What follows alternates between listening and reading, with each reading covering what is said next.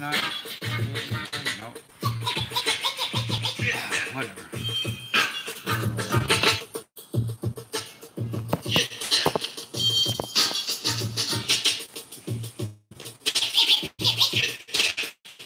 Throw a little money.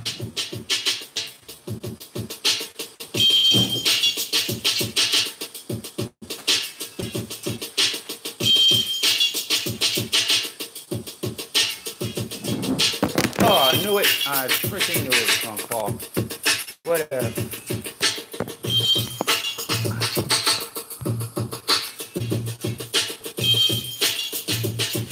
hate that angle.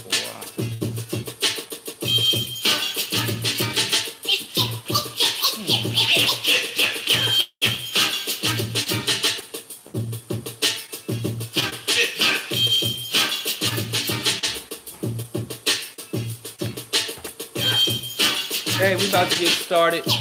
Nothing's working the way I wanted it to just now, but y'all suffer. At least I'm not suffering alone. Y'all suffering with me.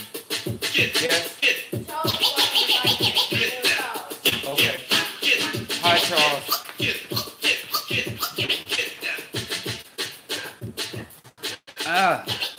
All right. We have another Q&A session. I've been having some technical difficulties. Stinky as hell. But I'm trying to work on them. Just be patient with me. Don't you dare. Oh, wait. Cut.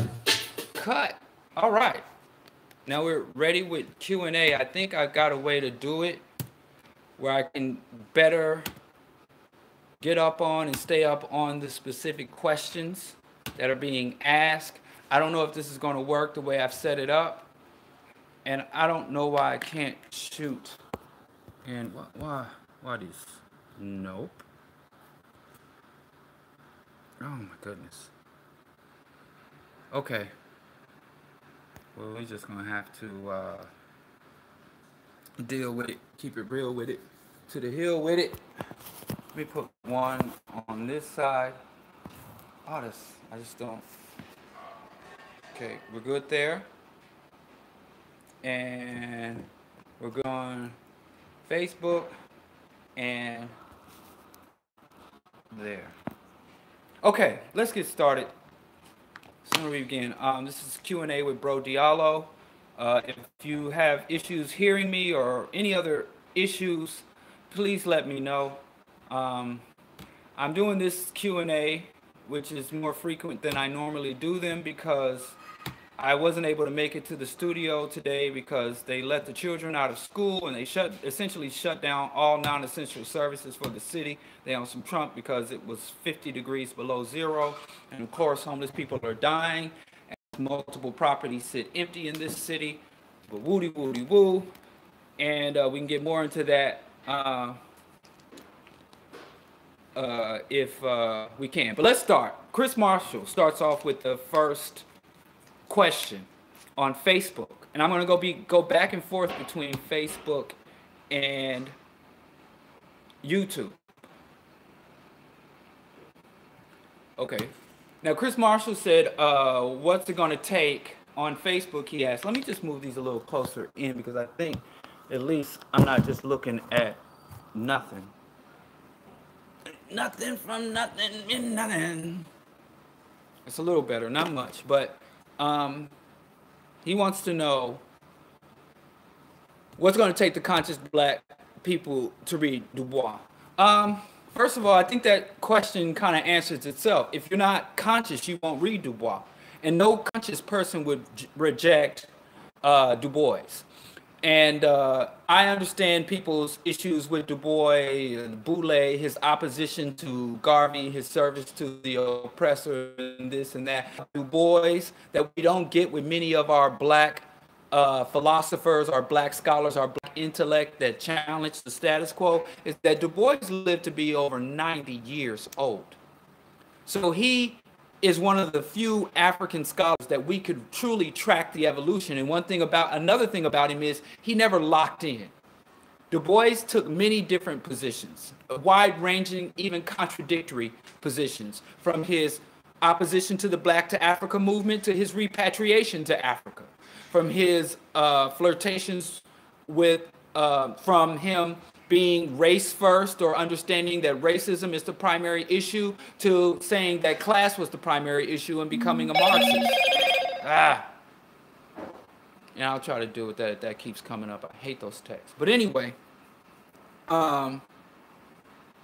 Marx had a lot of contradictions in his evolution and development, where we don't get that with a lot of other black scholars because white people kill them, or they go insane, or they get incarcerated, or black people just lose interest in them and start looking at the next hot ticket item in the community or the culture. Du Bois is a rare phenomenon and a magnificent scholar, even though he wasn't always conscious or he wasn't always revolutionary. He was always a preeminent scholar. His work is always thorough. His analysis is his examination and analysis have always been in depth and complete. And I think that if you're not willing to read, review, study Du Bois, his life and the example that his life can give us and his scholarship, then you're not conscious. So you don't really have to do anything to get conscious people to read it, because by definition, how can you be black conscious and reject Du Bois, who is a treasure? And like I said, if I was around during Du Bois' heyday, I'd be beefing with him too. I'd like to imagine I'd be a Garveyite. So I understand why people have apprehension about Du Bois in terms of a lot of his personal choices. But even then, his scholarship is unquestionable. And if you're truly about your cultivating yourself and being an asset to our people, intellectually, scholarly, historically, and even political asset to our people, you have to have studied Du Bois. All right, let's see if we have any questions on YouTube. Let me go back to the top. What's up with this century's Nat Turner and Marcus Garvey? The reason we don't have a Nat Turner or Marcus Garvey for this generation is because it's got nothing to do with the Nat Turner or Marcus Garvey. It has everything to do with the atmosphere that they emerge in. We have Garveys, we have Turners right here and now, but we don't have the proper atmosphere that can cultivate them or to sustain them. Dale Jones said, the man doesn't make the time makes the man.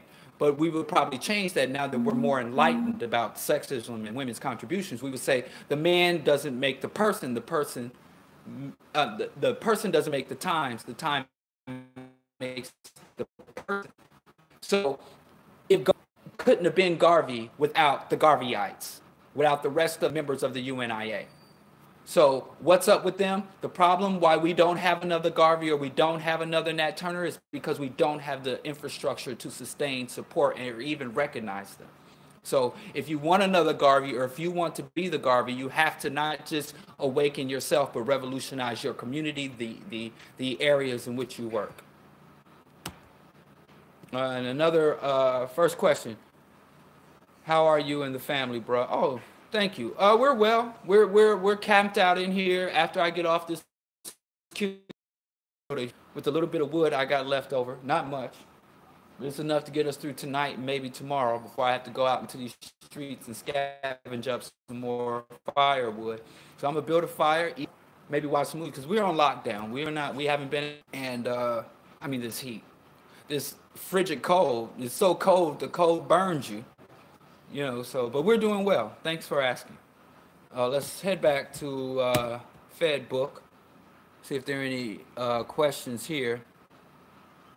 Thomas asked, Haiti had a successful revolution against white imperialists, but where did they go wrong? I'm going to have to give it up to somebody that I don't see eye to eye with on very much, but I see eye to eye on him on this. And this was my own assessment.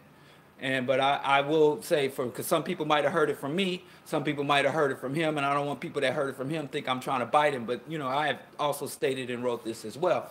But the Kush the Black Unifier said that, you know, or I say it all the time. Let me put it in my own words, because I think it'd be better. I said a lot of times when our oppressors, when white people, our enslavers, colonizers, when they lose the war, they go to work to winning the peace. So the problem is that the Haitians won the war, but they lost the peace. At the same time, you're being a revolutionary, you're being an armed insurgent and all of that. You have to be thinking about statecraft, setting up the proper bureaucracy, setting up the proper alliances and the infrastructure. So defeating the oppressor or burning down the plantation is just one of many steps. And so they were very good at warfare, but they did not execute management of the state and the remaking of the people psychologically. Che Guevara understood. He said you can't just have revolution politically. Revolution must create a new man. So if you look at the specific acts of the people who came to power after Toussaint, who needed a lot of psychological help, after Jean-Jacques Dessalines, after Boukman, after these African revolutionaries rose up, you'll see that their establishment and management of the state, they put a lot of non-revolutionaries in power. They put a lot of compromising blacks in positions of authority to govern the state. They put a lot of, they even worked with, which this is overlooked, a lot of non-Africans, Irish and other people who had come to the Caribbean as indentured servants, as the Shanghai people. A lot of people ran away from their boat captains and they came there. So the state, they were really good at revolutionary warfare, but they were very poor at executing revolutionary governance, which is a mistake a lot of African nations, which is the mistake Mugabe made, which is actually more or less what Nkrumah did. Well, as Nkrumah, he was very good at revolution. He even literally wrote the book on revolutionary warfare, but in terms of revolutionary governance. And it's not the same thing. Governance, statecraft, management, delegation, establishing just, functional, sustainable hierarchies and social relations is not the same as slitting the throat or cutting off the head of the oppressor. They're interrelated. They're intimately related. They're both necessary. But a lot of times when people are really good, people who are really good warriors don't make good statements. And a lot of statesmen and a lot of good statesmen don't particularly make the best warriors. I'm not saying it's not possible. We do have some great warrior statesmen, some really good political thinkers who are also strategic military thinkers, people who know when it's time to chop off heads and when it's time to sit down and negotiate. But the warriors say, hey, let's just chop heads. Every time I hit a problem, I'm chopping heads. And the negotiator says, even when the enemy's at your door, raping your women, burning down your nation, let's continue to negotiate.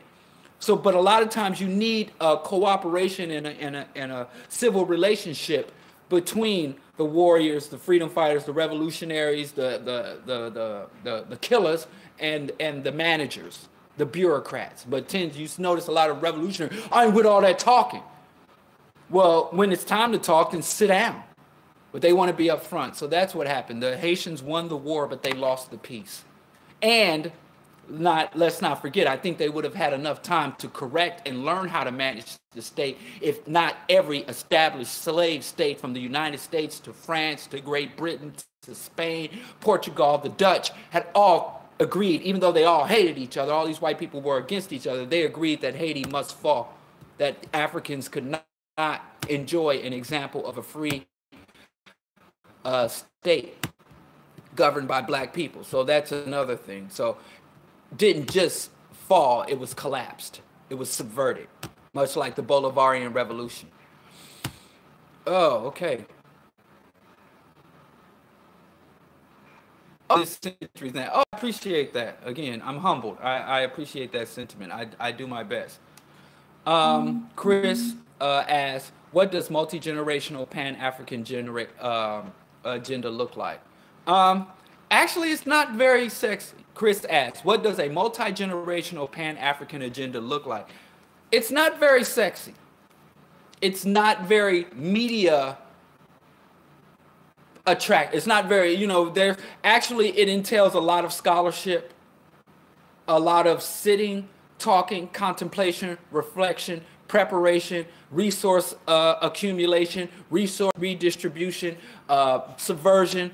A lot of times people look at the armed aspect of a struggle. Like with Ho Chi Minh in Vietnam, people like, oh yeah, they see the guerrillas setting the traps, and when the U.S. imperialists came, they were killing them, and they had the Kalashnikovs and these brave men fighting. But they ignore all the time that Ho Chi Minh spent in Paris. He spent in New York talking to Garvey. A lot of the conversations, the preparation he had. But let me put it in more of a digestible format. First, African people are going to need a cultural revolution. But even before we can have an external cultural revolution, we're going to have an internal, amongst the conscious Pan-Africanists, a revolution amongst ourselves. There are too many dysfunctional reactionary elements within the Pan-African community within itself. There are too many fiefdoms. There is not enough coordination. There is not enough sharing of resources. And there is not a high enough value placed on academia and academic aspects of it. There is not enough anticipation. There's a lot of stagnation. There are way too many characters and not enough emphasis of institution building. So the first step is that just the Pan-African Africans, not the African masses, not the DOS, not the Uncle Toms, not the apolitical, not the black Democrats, not the black, all the people that we Pan-Africanists and we revolutionaries like to criticize. All them aside, just we who claim to believe and have the same agenda. We need to internally come in and refine our process, which is very difficult. Because when you are part of a movement that has so much external opposition, people like to think any internal struggle means, oh, we're not unified, oh, we're doomed. So we need to be comfortable with internal struggles. Once we refine that, then as we begin to make our ideas, our philosophies, a material reality. Once we start to set up the physical infrastructure that's based on, and then once we start that will start to lay the groundwork for a cultural revolution. And Del said 90% of warfare is cultural. Once we have the cultural revolution going on, then it's over, because there's no amount of nuclear bombs of death. Just look at all other people who are able to sustain their culture under oppression, or revive their culture, or recreate their culture under oppression. They can never be overthrown.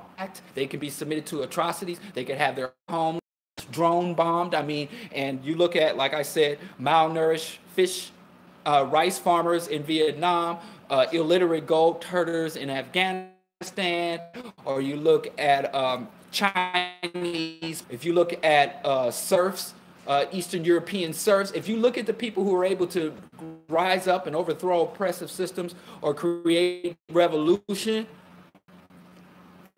it was really an intellectual transformation. Once that clicked, there was no amount of physical intimidation or even atrocities or murders that could be imposed on those people that could get them to quit, them to stop plotting against you. Existence becomes opposition. Their fundamental identity becomes opposition to oppression. So a multi, and as when we get our shit together, it will allow us space and opportunity to expand, to either create from within or recruit from outside. The ideology begins to happen and the resources begin, and then it will provoke our enemies to attack us. As we're attacked, it will allow us to as infrastructure where their resistance, it doesn't, where they can't break us, and even when they try to smash us, it just spreads us for us more intense enough, because unlike past revolutions, they weren't up against total ecological collapse to figure out how to accelerate this process. But we do have tools, even though we have risk that they've never faced, we also have tools that they never had available to them, like this. So it can happen. It must happen. But a lot of times, conscious black people, we get so comfortable in knowing what the masses don't know. We think that's that. But that's just the beginning. And the more you know doesn't make you superior to other blacks. What you know increases your obligation to other black people. LK asks, what do you think it will take for a true revolution with all those components to happen? Again, right back to the revolutionaries to start being revolutionary. The biggest tragedy is about the conscious community. A lot of times black people come to the conscious community not to fight for freedom, but to express their freedom, to exercise their freedom. So you come to the conscious community, you come into consciousness and you start to engage in the conscious community, because that is one arena where you can be truly black. You can wear your hair natural, you can start to speak black lingo, you can start to eat a vegan diet, you can start to dress in African garb, you can start to assert yourself, and people within the conscious community are very supportive and loving in many circles. Some you have conflicts, but and so you're in the conscious community and you're exercising, finally can breathe. And there are a lot of black people that come into the conscious community and they're like, wow, I've never experienced this kind of warmth and blah, blah, blah. But you're not here to express freedom. You're not here to express your individual freedom. You're here to secure our collective freedom. So when black people in the conscious community, whether you come through it through spirituality, through politics, or you have a personal tragedy yourself, you're abused by the system, or you know somebody close to you is abused by the system, or you come through it academically, you have some Africana studies or some other type of professor that inspires you to study, and your awakening comes through academia. However you become awakened, whatever you need to remember, you're not here to freedom. You're here to secure freedom. And that's where a lot of people get messed up. So when you bring conscious people into a room and you're saying, okay, here's an agenda we need to add, some standards and protocols we have to impose on each other. Oh, I ain't doing that. You trying to tell me what to do. It's like herding cats. And they go to work and they can recognize and hold to an agenda and even deal with shit they don't like. I don't like this coworker. I don't like this new policy. I don't like this dress code, but they fucking do it. But they come to the black movement and you try to tell them anything. You try to tell them to wipe their feet before they walk into the meeting. You're going to have a 2-hour debate over that. So when we start to take our revolution as serious, for real serious, beyond just something that's aesthetic, something to boost our egos, that's what it's really going to take. My problem is not with the sleeping black people. I don't, they don't disappoint me. The black masses, or as the lumpen Negroes, as Carlos Cooks would call them, black people who ain't down. My issue is with the down black folks. Okay, here we go. Back to YouTube. YouTube, man. Wow, why am I not getting a good reception from YouTube? Is that better? I thought coming upstairs, because I was shooting downstairs and it was, I was getting a bad reception, but I'm getting a bad one up here too. Well, times are hard on the boulevard. Anyway, I don't know what to tell y'all. Like I said, I'm working on these issues, these technical issues. If there's some technical people in Chicago that can help me, holla at your boy. But lady asked, what's the end game for black Americans? Do we keep fighting or we leave? We keep fighting and we leave. It's something I have to press. It doesn't matter where we are. I don't know why black people think, number one, leaving isn't an option. So I guess let me keep fighting. There is not 1 inch of space on this planet where you can go to be free of global white domination. Even they were just reporting today, Antarctica is melting. Antarctica is polluted. Even if you got in a submarine and went under to the depths of the ocean, there is pollution, there is coral bleaching. Even if you got in a rocket ship and went into the outer stratosphere or the upper atmosphere, they tell you that there's all this space debris and literally space pollution. And not to mention their intercontinental ballistic missiles and their Space Force that Trump is trying to fund. There is nowhere to leave. Where you gonna go? Africa to escape Western imperialism? So a lot of times, again, this is what I was talking about. Like these black people, like I'm moving back home to Africa. Again, they're moving to Africa for individual, not everybody, but many, for their personal freedom, not our collective liberation. Personal freedom and collective liberation is not the same thing. But a lot of black people think, oh, I'm doing good, I feel good, so the struggle's over. I got resources, I'm secure, so the struggle's over. And that is reactionary. So we keep fighting. Can't leave.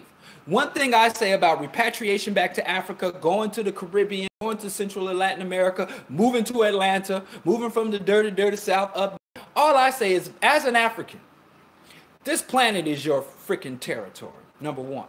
Number two, you have a right, nay, the obligation, to move wherever you think you would be best suited to struggle for our people, whatever the best vantage point. If you're an African and I'm like, listen, I'm in Chicago, it's 50 degrees below. I'm gonna pack my family and move to the Caribbean, move to Africa, move hell, just a few degrees south of Chicago so that I don't have to deal with this cold, because I think if I'm in a more tropical climate, I will be better motivated, better suited to fight.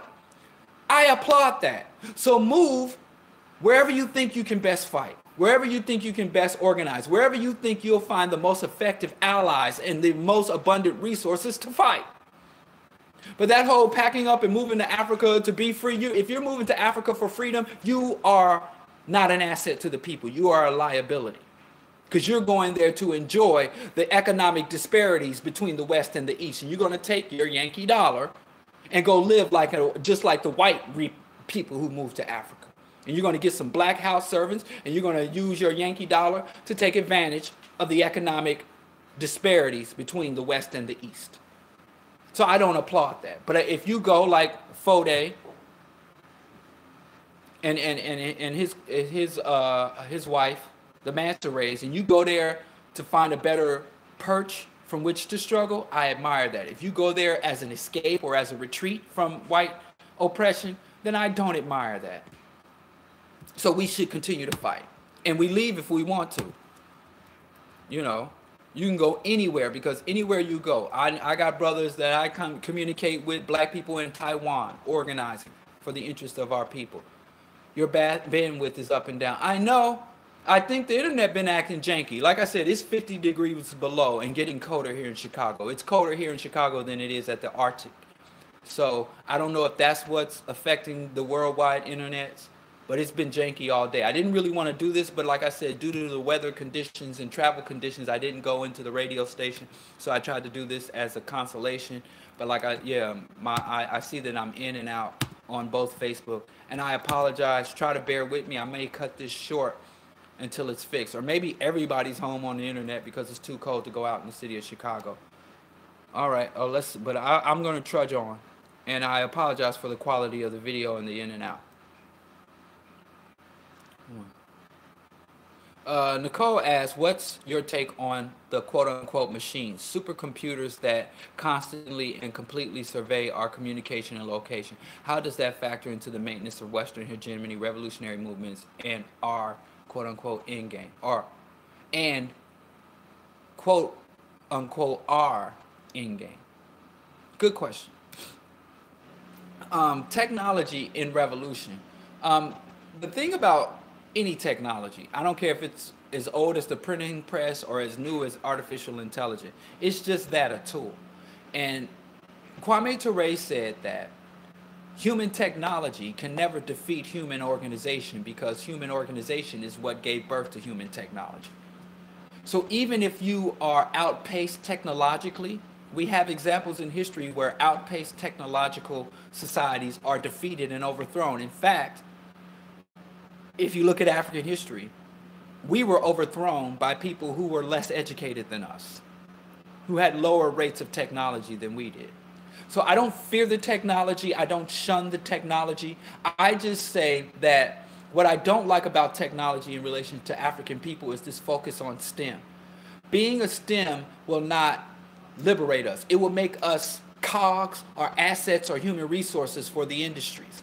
But our people need to know history, philosophy, culture, the arts and mainly ethics, and the ability to critical thinking.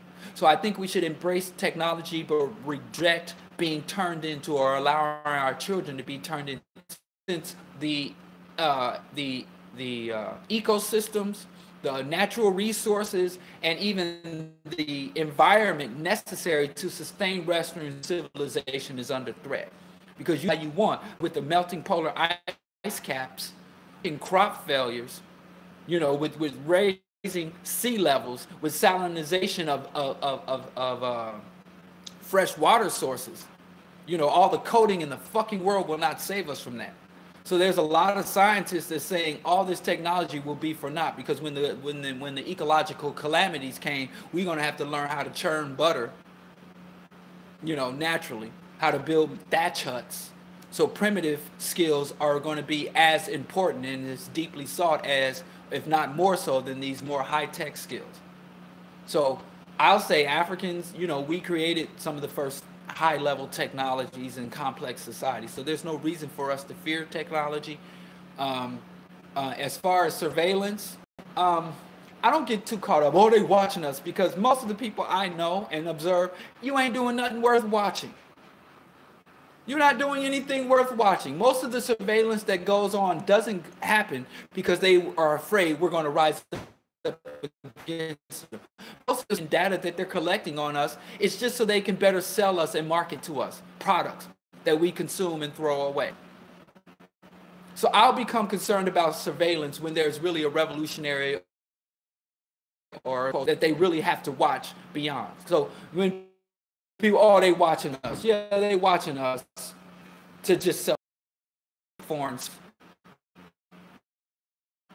I believe that securing your data is important, but from a revolutionary point of view, we're just not there yet. We have much bigger issues. Always said as for the security wants. The best way to hide something is out in the open. Okay. Next question. This channel deserves much more recognition. I'm with you, K-Shell. Please share it with your friends, family, relatives, lovers, enemies, and everyone else. Antonio, given your extensive studies, what the fuck do you think occurred to give less educated cavelings with inferior technology and superior to upper hand to dominate our history? Oh, that book has been well written and well researched. I don't think it's up here. See, when I'm downstairs, all my books that I need, that I want to reference, are up here. And then when I'm up here, all the books I want to reference. But, I mean, that was written in Urugu and The Iceman's Inheritance and all other books. The only thing white people have that's superior to all other cultures is aggression. Their aggression. You give a scholar with a pencil goes up against a caveman with a bone club, he's got a mammoth femur under the certain circumstances. So it's just their relentless aggression. If you read Destruction of Black Civilization, you see that they didn't just arrive at Africa's shore and Africa bow down. They fought and fought and fought. And the Europeans are the kind of people that they'll send their sons overseas to die. And if those sons don't make it back, they'll send their grandsons. And if their grandsons don't make it back, they'll send their great-grandsons. Many other cultures are like, let's go overseas. And they encounter a hostile force or their children die. They're like, I'm not going to send my grandkids. My children died. They don't give a fuck, And the rest of the world's immune system, when you encounter a new disease, question is a new disease. Now, we've known warfare. I was just going back and forth with King Dita about, warfare in pre-colonial Africa. We knew warfare. But John Henry Clark said we didn't know what they call total warfare. Total warfare where you not just wage war against an army. You wage war against the civilian population. You wage war where you salt the earth, where you kill the livestock, where you rape and maim the children. And it's just, and perpetual warfare. There were no perpetual war, 100-year wars. The biggest wars in Africa looked like minor skirmishes to Europeans. They would lose more people. And I mean, they had gladiator arenas where they would kill people for sport. So it's really the reason why they were able to overthrow our people was relentless aggression. And we would try to, and in African philosophy, you would fight for peace. If you couldn't negotiate for peace, then you fight for peace. Whereas Europeans, to them, peace is a time to prepare for war. So when you negotiate peace, you use that time to prepare for war. And when you're at war, you're always thinking about the next conflict before you even get through with that one. It's perpetual conflict, perpetual warfare. And my internet is I just see the thing turning. So I don't think anybody's catching me here. So I might have to sign off. I do appreciate the questions. Let me do one more question, and then I'm going to sign off because I don't even think I'm transmitting really. I'm just talking to myself. Let me ask you a question. Do you believe that since we created the notion of thinking, can we outthink our struggles? After all, Caucasians are only occupy about 18% of the world. It's not, Caucasians just don't, it's the physical. You don't need a physical Caucasian in the room, Samuel, because you can be in a room full of Asians, and the Caucasian mentality, the Caucasian worldview, the Caucasian philosophy is saturated that room. So it's not just that their physical presence needs to be there when their cultural, ideological, functional presence is there. You go to China, and China's function like old world early industrial Europe, sweatshops and indentured servitude. You go to Africa, and many of the post-colonial, neo-colonial governments, ain't no white man can be seen within 100 miles, but the whole country operates the same way it did under foreign colonial occupation. As John Henry Clark said, black people were, if a black man says to you, I'm going to kill you, just avoid him for 24 hours. Warfare or total warfare, or even the concept of mutually assured destruction. So there's certain means and methods for dealing with our oppressors and our oppressors' understandings about our oppressors' cultures and motivations that we just refuse to adopt or embrace. And until we do, we're going to be going back and forth with this. So yeah, we do have to outthink them, but we have to evolve, more or less. We have to expand African culture. A lot of us want to return to some African antiquity, even in the way we dress, the way we think. We think, but we're going to have to go through the fire. We're going to have to win a global conflict that has spanned centuries before we can return to the antiquity that we are so fond of. So it's hard. We're going to have to do some things or adopt certain behaviors within our culture that can be considered un-African. Mutually assured destruction, and perpetual, unrelenting warfare. Oh, you hear us? Hear me fine? Thank you. YouTube saying it's all good. Let me go to the next question. Let me go to Facebook. Oh, Facebook sounds good. All right, appreciate y'all, because literally on my screens, it's just the circling load sign. And it's hard. I don't like maybe it's the weather. I thought I was getting me a tea, but I ain't no tea. I had a tea on order, on request. Now I can't see. See, I can't even scroll the questions. I'm just reloading the page where I'm reading the questions from.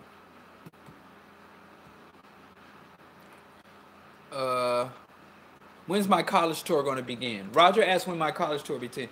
Believe it or not, back in the early 2000s, I was doing college tours. I spoke at Black Solidarity Day at NYU, but they damn near ran me out. I did a lecture called America's Final Solution, about the American techniques and methods for population control and genocide. And they didn't like, those up-and-coming bourgeois black people did not like the negativity that I was explaining. I was been invited to speak on a few occasions at Medgar Evers College. I spoke locally at a few schools here. I mean, I get more invites to speak in Joliet than I do even in Chicago. But I'm open to do engagements, but I don't get called out that often. I mean, for the few speaking engagement, I've even got called to speak out at University of Chicago once, never called back again. And I don't know if I should feel pride for that or what, but if you bring me out, I'm just going to tell the truth, and it's going to be a radical truth. I don't really structure my message to my audience. I'd rather have my audience, my message or what I'm speaking on aligned with the facts of the issue, as opposed to align with the predisposed beliefs or delusions of the audience. So there's been times, but let me not front. There have been times I've literally been chased out of places, and there's been times I've been well embraced. But like I said, I go when people call me, and I get called out. There's like pockets of times I'll have in 1 month several engagements, and then for next year nobody wants to hear from Bro Diallo. So, but like I said, I go when people call me. I don't really set up. I'm not like Dr. Umar. I'm not going to set up my own stage. Because, I mean, if I want to hear myself talk, I could just go look in the mirror. But like I said, I'm open to do talks. How do con artists like Tariq and Umar damage the conscious movement? By pretending to be conscious. But I don't think that Umar, Tariq, what's that dude, Shabash, or King Noble, I don't think they damage the conscious movement. Because if you look, I think a lot of people use them as scapegoats for rejecting the conscious movement, but it's not because of them. Because everywhere you look outside of the conscious community. Look at the black strivers community, the black elites, black people that strive for personal wealth and for fiat currency. There's a lot of corruption and backstabbing there. And if somebody says, well, I'm leaving the paper chase because there's too many corrupt people. Look at the black fraternities and sororities. They just had a girl die or commit suicide because she was pledging. They had other young men that were sodomized and abused pledging these fraternities and sororities. And how many people renounced? How many people you saw out there burning their Greek letters jackets? How many dudes you see surgically removing their Greek letter tattoos or whatever? You didn't see a mass exodus. So just because a movement or an ideology attracts corrupt clowns, I mean, look at all the black Christians who were at church last Sunday and going to be at church next Sunday. And between these 2 Sundays, just this 1 week alone, how many church scandals are going to be? How many pedophile priests and pedophile parishioners? How much money is going to be stolen? How many more ministers going to get their wife pregnant, get caught stealing, and they go to church week after week? People don't leave a movement because people within that movement are full of shit, or because there's some con men within that movement. People leave because they don't want to be there, because it's too much pressure, because they think there are more viable excuses, or because they were fakers from the beginning.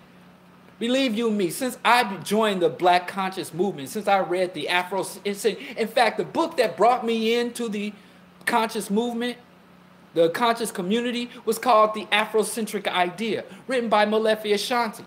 And in that time, the very book that brought me into this consciousness, the man that wrote the book, I've lost a lot of respect for. And there are a lot of, I ain't even talking about the Tariqs, I'm talking about real African scholars and revolutionaries that have let me down personally. But I trudge on, you know.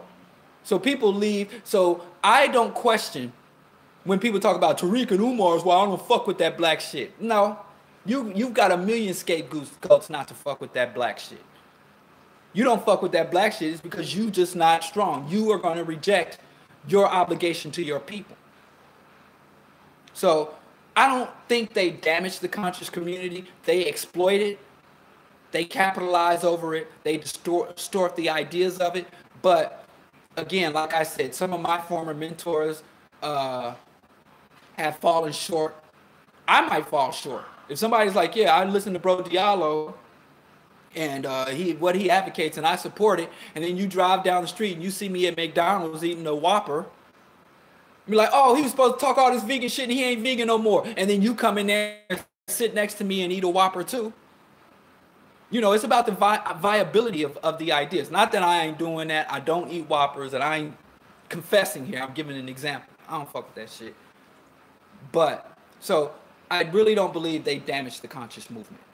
But they do allow their convenient escape hatches, their convenient scapegoats for people who ain't really down. Because it's not like Umar or Tariq are omnipresent in the conscious community. Or even if they have when you look at their followers, many of their followers are not members of the conscious community. Many of them are disaffected black men who are sexist, that are not really in the movement. Then they give some credibility to black men who want to be sexist, who want to be fucking assholes, and say, well, Umar, you know, he allows me to be a piece of shit, but still put a RBG stamp on my fuckery.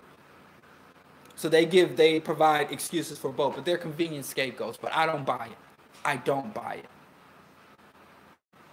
If somebody says I'm not in the conscious movement for any other reasons than I'm not down, you know, especially for adults. You're a grown-ass man. You're going to let somebody else's misbehavior dictate what you don't do, especially something as monumental as the liberation of your people? Fuck out of here. I don't believe people.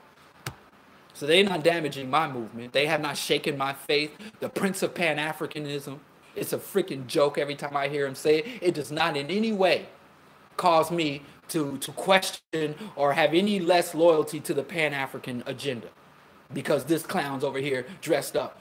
you know, in a poofball hat claiming he's the Prince of Pan-Africanism. That's some bullshit. And until I see black people doing a mass exodus from the church, a mass exodus from fraternities and sororities, do a mass exodus from multinational corporations, because for every Umar and Tariq you find in the Pan-African movement, I can name 1,000 corrupt, sexist, pedophilic, scumbag people in every other ideology, every other movement, and every other demographic that black people get into. So don't try to run that game on me. Run that somewhere else. Tell that to that drama for your mama. I don't even know what to say on that. Lady asked, isn't the DOS movement not a form of... No, the DOS movement, yeah, it's a form of us fighting against our own interest. You can say that. The DOS movement is essentially a movement saying that black people who hold U.S. citizenship and have been in this country for a number of years are more deserving of the spoils of America than the economic opportunities and riches of America than other black people. It's a fucking reactionary backwards movement, and it's not even a viable or sustainable movement. That's all it is. It's and whatever other complexity. So you got Negroes in the DOS movement get upset when a Nigerian or a Jamaican gets accepted to Harvard because they think that an African born in the United States who is a descendant of chattel slavery in the United States should get to go to Harvard. But how the fuck is that progress? When we have books that were written almost a century ago that said that Harvard has ruined more Negroes than bad whiskey. And Yvette Carnell understands that black people, there are, because of the menticide, because of the relentless atrocities that we suffer, if you create a movement telling any group of black people that they're better than and separate from any other group of black people, you're going to get a certain level of automatic support, because that is a strong urge for black people. Because of the ravages of oppression have done to us psychologically. And if you read Wretched of the Earth, if you read Decolonizing the African Mind, if you read, what's Mimi? Colonizers and the Colonized, if you read any of these other books that deal with the psychology of oppressed people, if you cannot confront and overthrow your oppression, then you can rework your oppression in your own mind. So I'm living in a society that told my mother, my grandmother, my great-great-great-grands that they are subhuman.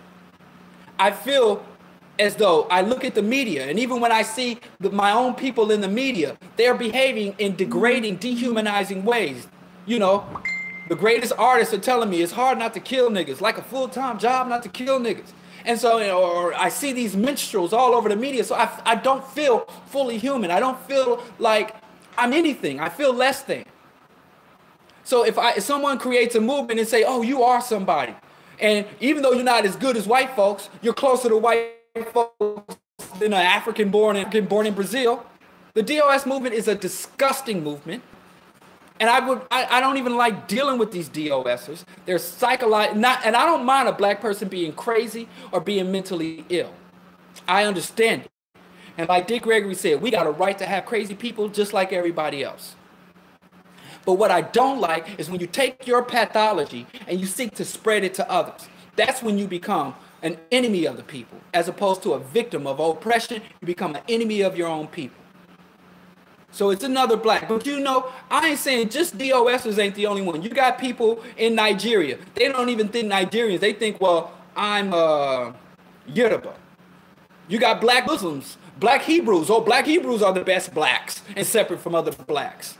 Black Muslims are the most enlightened blacks, and all the other blacks are infidels. So there's all these stupid ass movements that tell a particular segment of the black population in a particular place in the world that they're separate from and better than or more worthy of shit than any other. It's a fucked up backwards shit, and they've been doing this shit since the house nigga, field nigga dichotomy, and nobody should entertain it. You should spit in the face of that ideology. Not in the DOSers. Don't go out spitting on people. They will call the police, and they will show up on all the court dates to make sure you get prosecuted to the full extent of the law, because that's the kind of Negroes they are. Scum of the earth. I got no respect for DOS. What do you think of Nas being new billionaire as an entrepreneur, being praised by YouTube conscious channels?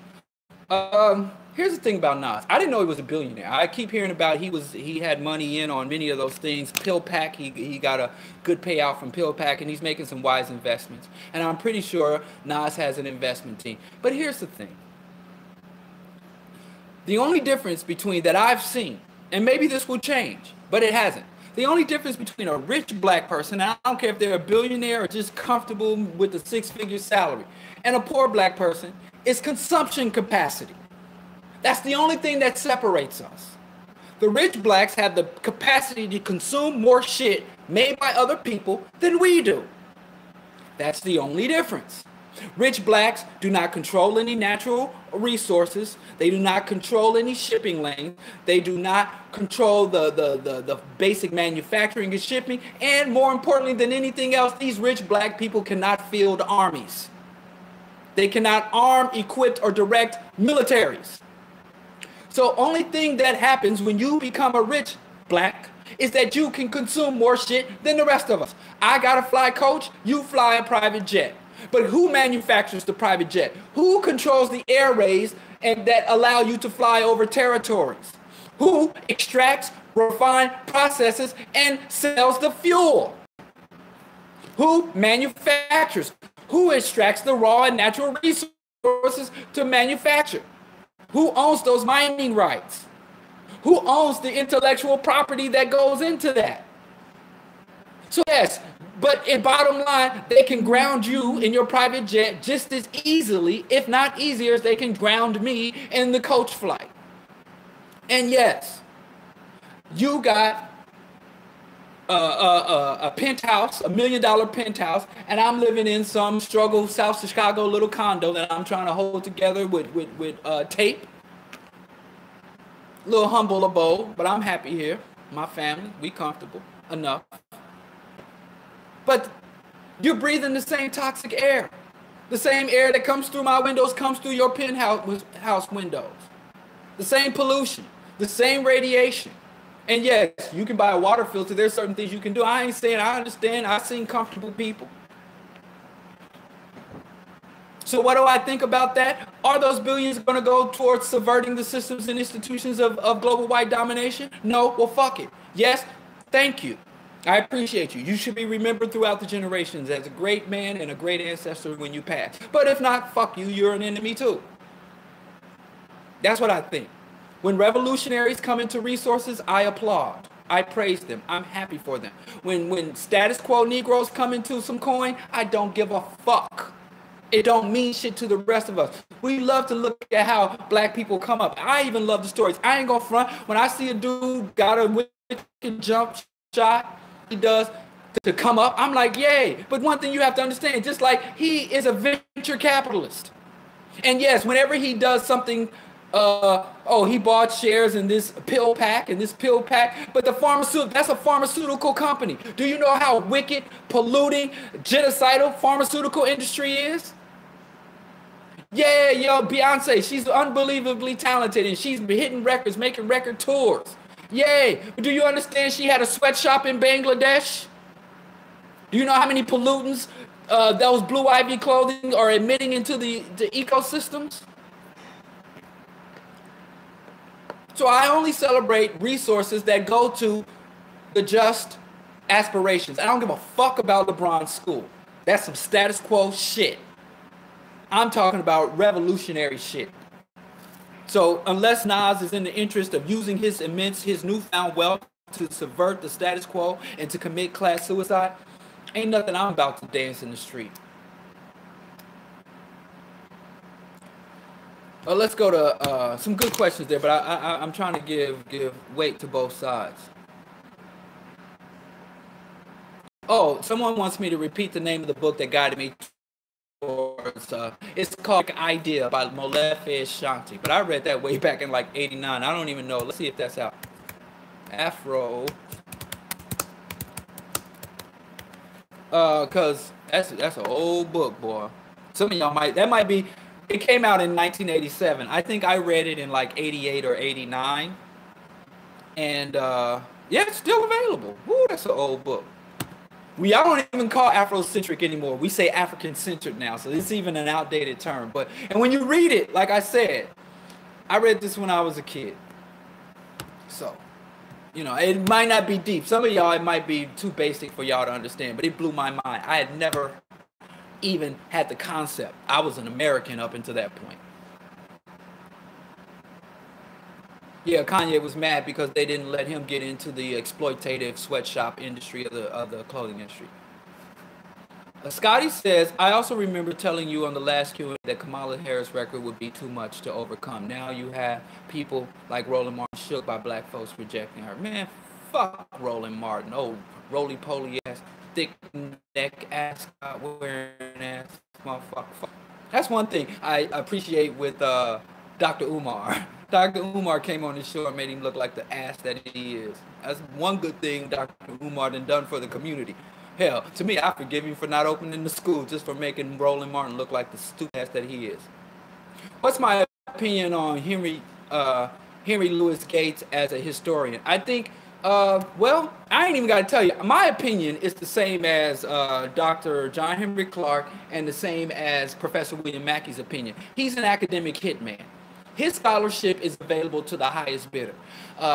Gates is one of those type of dudes that gives black validity to white people who pay him. So he can twist or present a view of history that satisfies the agenda of white people, a view of black history. And he's also, which people don't know, because again, this is ancient history. Many of the millennials weren't even alive during this time. But he relentlessly attacked Dr. Ben. He relentlessly attacked, what's his name? Oh, I can't believe I'm forgetting the brother's name. Asa Hilliard, Dr. Clark, and he said that they were demagogues, that they were proponents of hate, and that they were distorting black history as they were pulling away the actual lies of white history. So he's basically going to say whatever the highest bidder tells him to say. He's not even a real fact. He's not really a legitimate academic.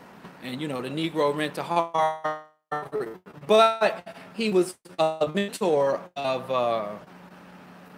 or the boss of, not Henry Louis Gates, of Cornel West. But I think Cornel West is kind of like busted. Cornel West is kind of had this Malcolm moment where he kind of awakened and moved beyond and elevated beyond Gates. So I actually, you know, he said and done some things that I quite respect. My thoughts on womanism. Advice for black women. My advice, I consider myself a Africana womanist. I'm probably not the best, but I support womanism, I embrace womanism, and I think womanism is a viable alternative to feminism for black men and black women. And my advice to black women is to not take advice from black men. Now, shoot, it depends. I mean, it depends on the black woman. Some women I'd be like, stand up. Other black women I might say, sit down. So it has to be a particular black women. Black women in America, black women in academia. But I don't have any general advice for black women except to be Pan-Africanist revolutionaries and make a positive contribution to the just aspirations of your people. That's my advice to individual black women and black people collectively. But I had advice for black women as a whole, I would have to ask me. It depends on the black women or the black woman what I would advise them or devise them of. Yes, he is much like Manny Marable. Manny Marable, he was good at collecting data, but he was not very good at analyzing that data. He has that book I always referenced. I referenced when I was getting my degree, my graduate degree, how capitalism underdeveloped white America, so black America. So it wasn't white people that brought us down, it was capitalism.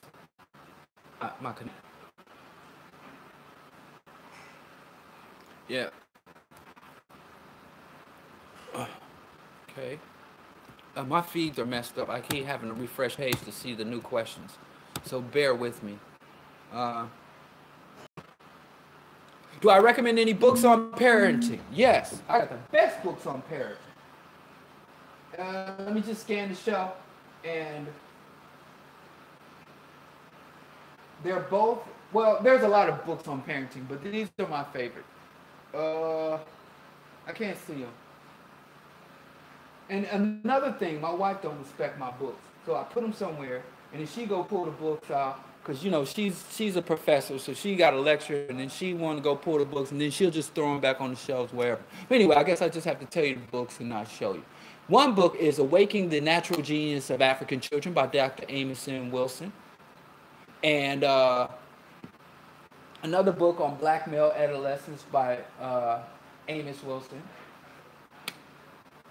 And there's another article and lecture called "The Maximum Development of Young Black Boys." Another book, "Visions for Black Men." I'm sorry. I know a lot of my books by Dr. Naeem Akbar, "Visions for Black Men," but it's really good for boys. My son has read it already. So even though it's called "For Black Men," it's really good for boys, adolescent and older. And I'm sorry, I know you like all your books are for boys. Amos Wilson's book, "Awakening the Natural," the psychological development of the African child, also by Amos Wilson. It might be African child or black child, depending on what cover you get.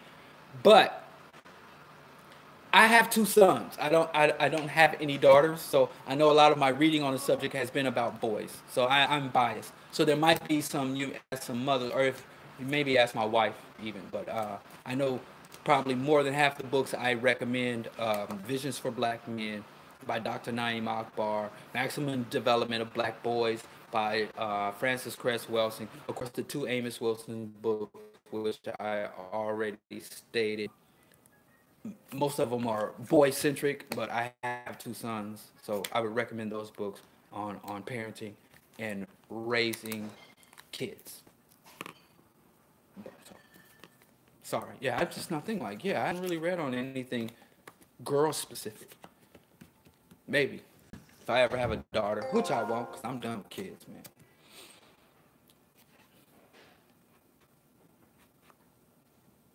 Okay, what books do I recommend all black people should have in their library? "The Philosophies and Opinions of Marcus Garvey." Uh, that's probably one of the most amazing books, and you know, it's almost damn a century old, but it's like you're reading it today. Another book would be "A People's Histories of the United States" by Howard Zinn. You know, it's not a black specific book, but it's really good, especially the chapters on labor history. Another book every black person should have is "Without Sanctuary," which is a photograph book on lynching in America. Man, man, I say "Culture Bandits" by Dale Jones, Volume 1. That's a really, really essential, fundamental book. "The Community of Self," which is more like a pamphlet than a book, but "The Community of Self" by Dr. Naeem Akbar. It's a short read, but extremely, extremely important read. "Falsification of African Consciousness" by Amos and Wilson. Another non-African author, I'll give myself two, is "Endgame," Volume 1 and 2 by Derek Jensen. You know, I think that book is very, very, very important. So that's enough. I'll stop there. Oh, "Yurugu" by Dr. Miranda. I need read Yurugu. Recommendation for black boys. There is the Writers and Readers series. There's a book by this guy named Doctor. His last name is Doctor, called Malcolm X for Beginners. And another book by a guy I actually heard from, Dr. Sam Anderson. He actually commented on my Facebook feed. I don't even know if he knows that I'm quite a big fan of his. But anyway, called "The African Holocaust for Beginners." And these are really good. They're actually like graphic novels of history. Black history for beginners. So the Writers and Readers book series and the For Beginners series. Again, I know when I look around here, I don't see nothing. Oh, here's one of the books I was recommending. Ugh. I don't know where my Writers and Readers book. They might be in my son's room. But "Understanding Black Adolescent Male Violence" is again for black boys. And he doesn't just talk about violent males. He also talks about the psychological development, also in Black on Black Crime. But this is actually a transcribed lecture.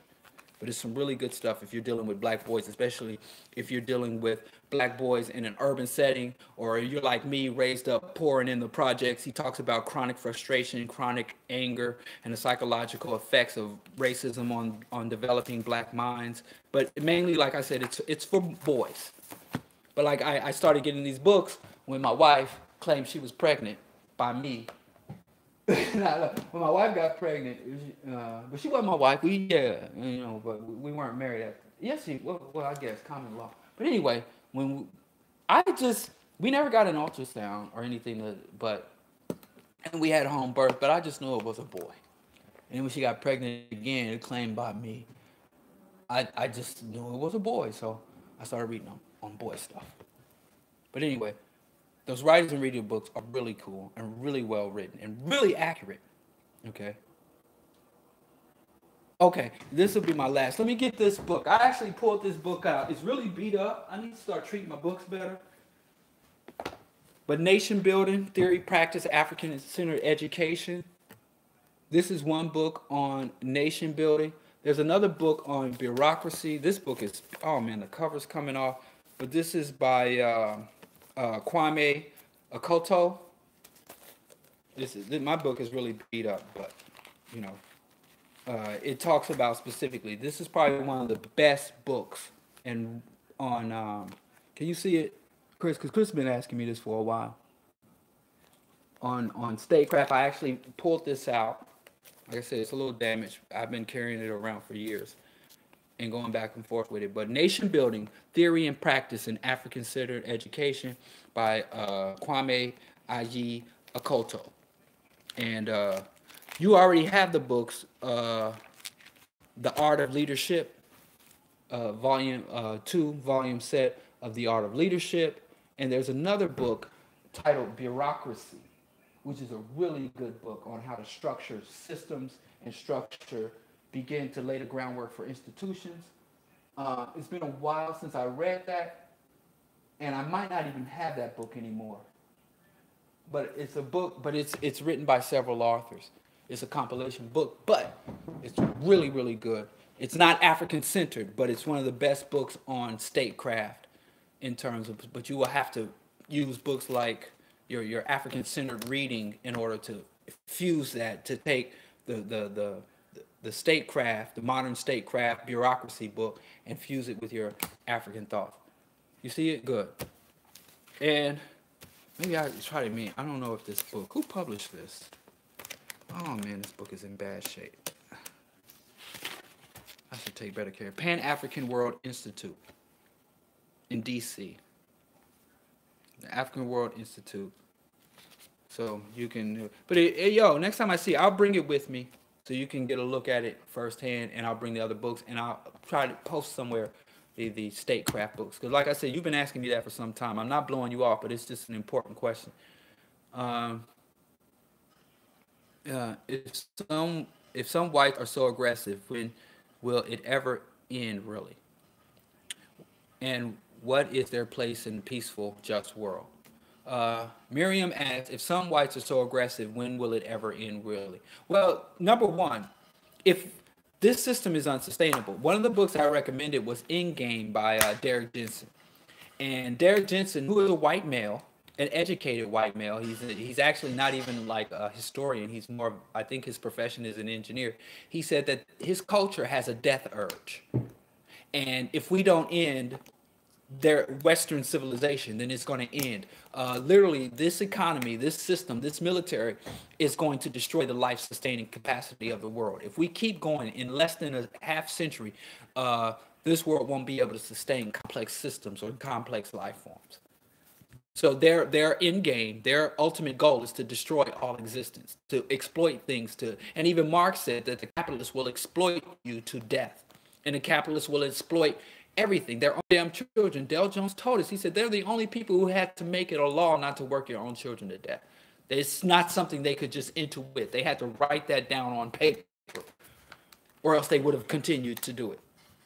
So will end either their overthrow or the extinction of all life, except for maybe some microbial life and patches of rodents and some deep sea creatures that are too deep to be affected by nuclear blast in a nuclear winter.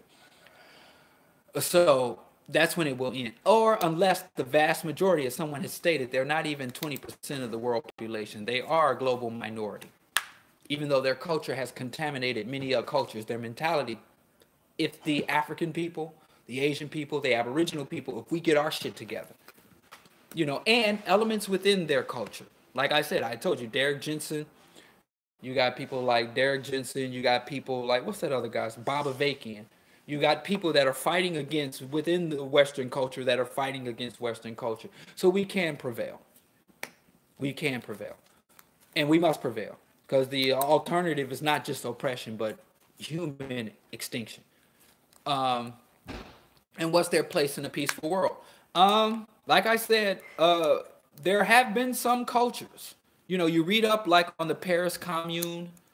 If you read up on pre-colonial Ireland before they were invaded and occupied by the British over 800 years ago, or there's a book called How Irish Saved Western Civilization. There has been pockets of Western culture or white people that have demonstrated the capacity to peacefully coexist or relatively peacefully coexist with other people, or to cultivate cultures that did not dehumanize or destroy ecosystems and surroundings.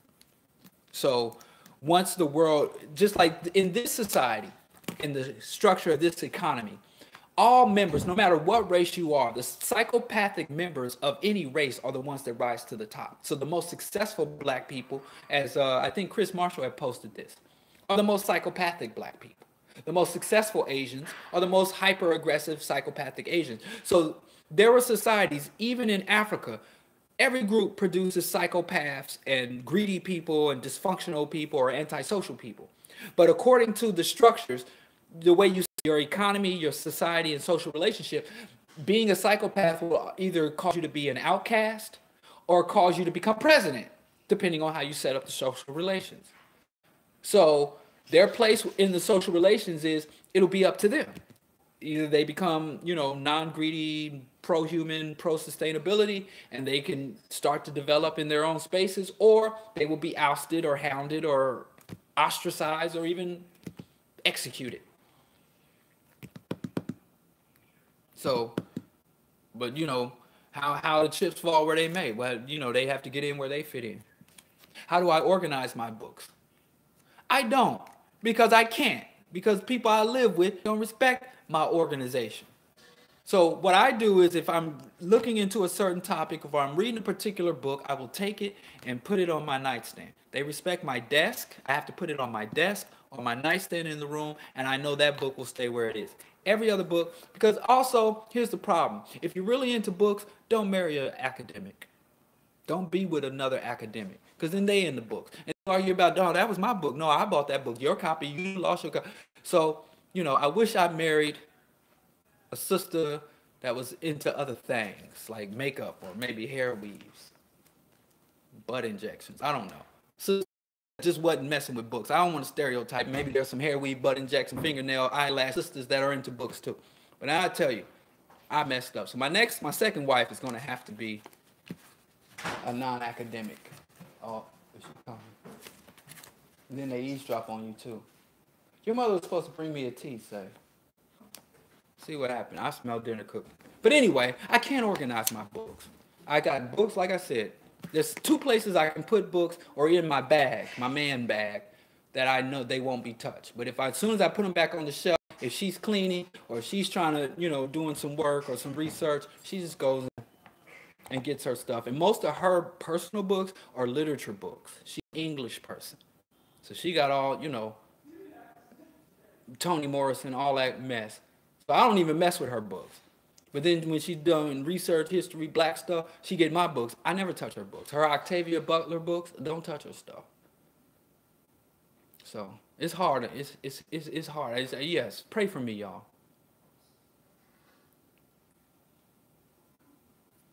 Well, she downstairs. Shoot, so I'm safe. I'm gonna do this from upstairs. What's your opinion on the discussion of toxic masculinity surrounding black manhood? Are they valid?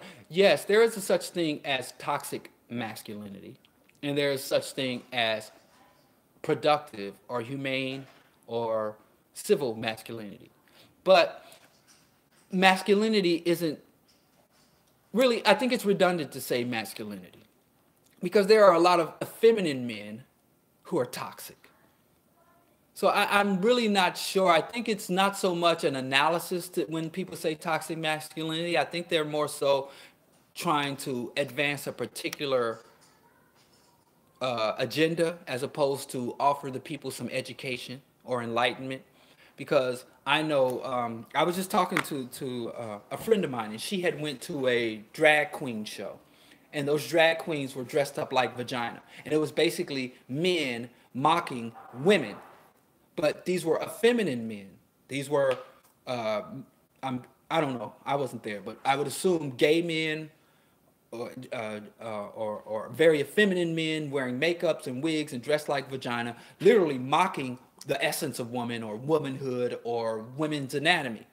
And she said that the women in the audience were cheering it on. Now, if a bunch of frat boys literally dressed up like vaginas, it would be a problem. That would be toxic masculinity. But when drag queens or gay men or effeminate men, so there is toxic masculinity, there is toxic male, feminine male, there is toxicity across the board. Whether I'm a masculine man or an effeminate man, they just arrested Roger Stone. Roger Stone's, his mentor was this guy named Cohen, this lawyer. And Cohen was a homosexual. He was rather effeminate, even with an effeminate voice. And he was a genocidal man. So he wasn't masculine by modern, and then masculinity evolves. So how are you going to pinpoint toxic masculinity when, it used to be masculinity was wearing high heels, knickers, rouge, and a powdered wig, and makeup. That used to be the most masculine thing in Victorian France, So it's to me, it's just a hustle. I am anti-toxicity, whether it's environmental toxicity, social toxicity, psychological, economic toxicity. But I think this toxic masculinity thing is just a branding hustle. And there are women who are extremely toxic. So I understand sexism. I understand patriarchy. But there are a lot of effeminate men who benefit from, so to me, it's a hustle. I don't understand why you have to pretend like toxicity, Roy Cohn. Yeah. Or let's look at another gay man who wouldn't be considered manly, who used to dress up like in women's garments, and he was a homosexual and had a long-term loving homosexual relationship, and he had to keep it a secret because he was persecuted as a gay man. J. Edgar Hoover. Extremely toxic, but not by any dudes that I know, dudes I play basketball with and hang out with. They wouldn't consider him masculine. And his behavior, his lifestyle, his proclivities, his desires aren't manly. So I'd rather, but whatever. It's something to talk about. It's got wings. It'll fade into background. So yeah, toxicity is very real, but it's not by any means limited to masculinity or to males. And again, my analysis, I really don't like, especially the gay rights and the women's rights movement, but it also tends to happen in other movements. But right now, predominantly, where they focus on individuals instead of institutions. Like you have gay, if I got on here and said something against homosexuals, I'd get canceled, hashtags and all that. And they would attack me aggressively. But the fundamental founding doctrine of the Christian church is anti-homosexual. And I don't see them shutting down churches. Why are you shutting down individuals? Hell, there was a time I really thought, if you're gay, you're going to burn in hell. That it's an unclean act. God made Adam and Eve and Adam and Steve. My father and older brothers were Muslims. My grandmother and the people that raised me and that I believed in taught me, had me thinking, if people become gay, it'll cause the downfall of civilization. Sodom and Gomorrah. The walls will come crumbling down and God will rain down hellfire on me if I be a gay.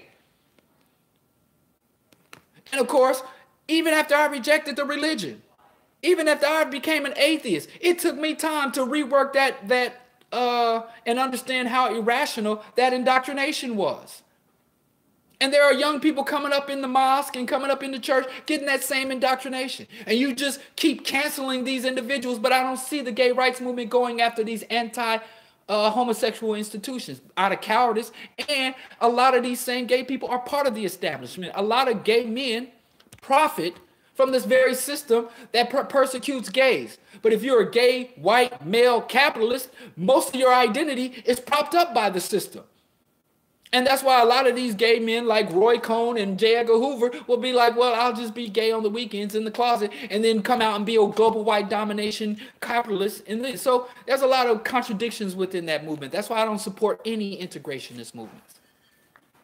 You got women that want to cancel out toxic male individuals, but they don't. They support and want to elevate. I don't like toxic men, but I'm going to be the first woman CEO of a military corporation. There's a black woman that just became the first black female general in the Marine Corps, and other black women are celebrating. What about toxic militarism?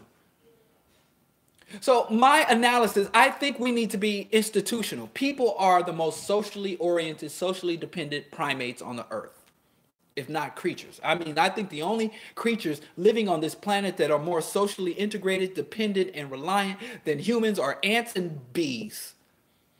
After the ants and the bees, humans are need. And when we're isolated from other people, we go insane. And so if you don't like the type of person that is being produced by society, you can't go hashtagging and canceling individual or muting each individual. You have to also have a systemic analysis. Yes, I agree. Mute R. Kelly. I don't fuck with R. Kelly. If there's anything I could do to subvert R. Kelly, I will do it. But guess what? The U.S. Constitution was written by pedophiles and rapists. Are we going to mute the Constitution? Yes, I think we should. The Bible encourages pedophilia, incest, persecution of gays and everybody else, and the subordination and subhuman treatment of women, all in the Bible. Are we going to mute Christianity, mute Catholicism, mute the Mormon church? But it's real easy just to say, oh, look at this bad man, toxic masculinity, hashtag, oh, we're going to cancel him. That's reactionary behavior. And for every individual you cancel, for every individual toxic male you expose and call out, the system is churning out 50 more. It's a zero-sum game. You need to be revolutionary and systemic in your analysis. But I get in trouble because people act like I'm not holding men to account. But anybody that knows my history in activism, my time in the Sons of Man, my time in the National Black United Front, my time working with the Black Oppression Opposition Movement, my time here in Chicago, my writings online and everywhere else, my lectures, they know that ain't true. But because I don't get with the current meme, I don't get with the current trending topic, people want to act like, you know, my history and my real work don't speak for itself. Yes, white gays are racist as fuck. And so, yes, and a lot of times we have the illusion that a persecuted individual can't persecute other people. You know, well, he's gay, so he must be empathetic. A gay white man is more empathetic to blacks because he understands racial persecution because he's had gender or sexual preference persecution. That ain't how it works. So, yes, toxic masculinity is real. But it's just one form of almost infinite forms of toxicity. You got toxic adolescents. I take my child to the park, and there's little children, little girls and boys that are predatory, exploitative, cliquish, elitist. If you ain't got on the right shoes, every aspect of this society and everything, including from the air we breathe, the food we eat, the people we interact with, is all fucking toxic. I don't know why you would highlight one element of toxicity to the negation of other ones. You got some other agenda aside from fighting toxicity.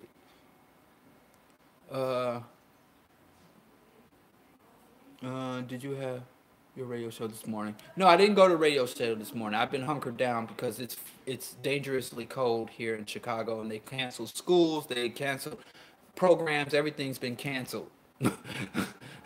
So Chicago got canceled. So I hunkered down. That's why I'm doing this Q&A. Half the congregation is LGBTQ. Yeah, you know, when I was in church, the piano player, and my uncle was a hardcore Baptist. He started off as a Methodist, but Methodists were not hardcore enough. So Reverend Gene Bowie, rest in peace, started his Baptist church. And in my uncle's Baptist church, women were not allowed to sit on the front 2 rows. Women were not allowed to wear skirts, and sissies and punks couldn't come into his church. It was a church of men, burly, real men. You know, I come from big, you know, I'm 6'3". My uncles are all 6 foot, 300 something, big, burly dudes. You know, my family name is Jefferson. But you know, you go to Kansas City and ask about.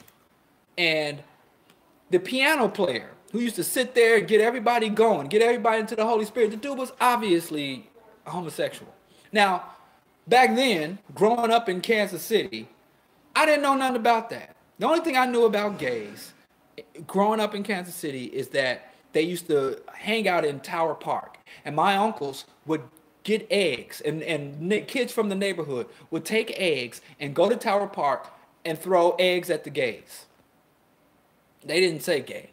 I don't want to say the word they called them because then that might flag my videos. Y'all sensitive people. So even though, but that's what I wanted to do. When I was growing up, I used to be like, I can't wait until because I'd be like, let me come with you to throw eggs at the sissies. And they were like, no, because you'll get caught. Because sometimes they chase after us or the police will come and you too little. And my greatest aspiration is one day I could grow up and go throw eggs at sissies. Now, to me, it was just throwing eggs at anybody. If they were throwing eggs at anybody, I'm just like the act of throwing an egg at somebody and splatter. I didn't know what a gay was, you know. And anyway, but by the time I became a teen, that was not cool anymore. Even though it wasn't really the height in the early 90s of the gay rights movement, my uncles were like, man, you don't throw them, man, that ain't cool. You don't mess with people like that. So they had evolved. But anyway, my Uncle Gene, get back to that, had the piano player. And the guy was but anyway, they made this dude get married to this girl in the church. He'd sit there and play the pianos, and he would get older, and he would come to church and play the piano, and his mother was in the church, his aunts were in the church, and everybody like, yes, yes, yes. And then they married him off to this other girl in the church, Juanita. This is a long time ago. Y'all don't, I think I could say their names, Juanita. And so when he married Juanita and was trying to live and be a good man, and he ended up having like a nervous breakdown. And I didn't know why. But now, as I look back, and you know, the cues are there. Now I've lived in New York. I've been to the Sound Factory bar on Friday night, you know. And, you know, I've seen some things. I know some things. You know, I've been around a little bit, you know. And so that's the kind of damage they were doing to people. And like I said, I would have preferred an institutional attack. If the gay rights movement is trying to have gay ministers and gay marriage and gay acceptance in the army and gay CEOs, the gay rights movement is doing everything they can to join the systems of oppression. You know, it just don't make sense to me. But they ain't asked me to be a consultant in the gay rights movement, but I understand. I think it would serve people who are suffering, people who are not cisgendered, heterosexual. It would serve them better if their movement would target institutions as opposed to individuals. But then again, a lot of those institutions, like you go to the gay rights parade and the police are marching there and it's sponsored by Disney and all this shit. It's a mess. Okay, I know my question keeps getting lost. On the economic side, how can we implement cooperatives nationally and globally? I think if we just educate people with cooperatives, number one, about what cooperatives are. Number two, you start with small scale cooperatives, 3, 4, 5, low investment, small scale cooperatives. I think when people start to see the benefit of cooperatives, I opened 2 cooperatives here. And when people get to see the benefits of it, they'll be more attracted to it. Most people don't know what cooperatives are. And a lot of times, like I was a member of the Park Slope Food Cooperative for over a decade.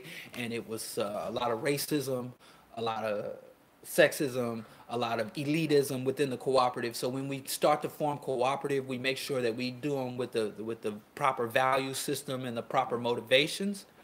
And I think that's how we implement cooperatives. You can start a cooperative with half a dozen people. You can start a cooperative with half a dozen, with 3 people. So I think that the way we do that is by doing it. You know, there was an organization in New York called Make the Road by Walking. So you don't wait for the road to get paved. You walk the road, and your footsteps will pave the road for those who come after you. I know that's not an adequate answer. I'd like to say so much, but I'm actually trying to set up an interview with one of the main advocates, legal advocates for the cooperative movement here in the city of Chicago or the state of Illinois. So more to be said on that in the future. I'm going to wrap this up because my son so rudely came in here and set up for dinner. Now he's looking at me shaking his head. So I'm going to wrap up this Q&A session. I hope this makes up for me not being available Monday and Wednesday due to the weather. But I know I want to can't travel. Sorry if I failed to get to your questions. I apologize about the technical difficulties and everything else. But you know, we're going to keep with these Q&A sessions. This is the 9th Q&A sessions, and if y'all want to keep having them, I'm gonna keep doing them, and I really appreciate the questions and the quality of the questions. So beyond that, I'm going to be signing off. I'm going to be having dinner. What's for dinner, Eric? Potatoes. See, we eat good. I never got my tea. You're not sorry. I was hoping to have a tea. Go on, come on. Yeah, hey, don't act like you care now. Don't add me in your video. I'm not putting you in my video. If I'm putting you on blast. It's just no. Don't do that. Well, you came in here and turned all this on like I'm not working, like I'm not doing something. You can't see us. You in there playing Xbox with little Charles. Do I come in there and start turning stuff on? Charles flipped out when y'all want to see him? He got on his nightclub. Charles flipped out when he saw you. Your friend was watching, but you don't watch me. I'm gonna show him. Here he is, everybody. Wait. Where is he? There's Seiko. Say hey, hey. Well, I gotta build a fire for dinner. Oh, but YouTube. Wait, what is this? This is Is this Facebook or YouTube? Hey, say hey, what's up? I'm guessing Facebook because I don't really see that YouTube setup. Yeah, I'm all over the world, man. I'm inescapable. Anyway, Oh, I gotta do the sign out music. I gotta do my outro music. I'm a man of ritual. Now, I'm not compulsive or anything, but I like to create some ritual and protocols. So here's the sign out music. When you hear this, you know the show is opening or over. What the hell? Okay, now here we go. Now we sign. Now you know time is up. The outro music is playing. I'm about to have dinner.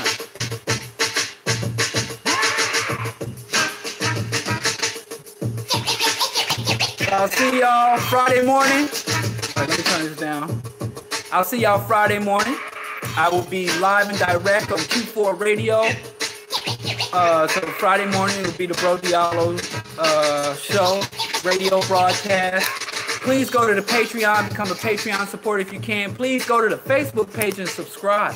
I can't get no subscribe love. This dude's out here. You know, I don't know. Anyway, please go subscribe to my Facebook page.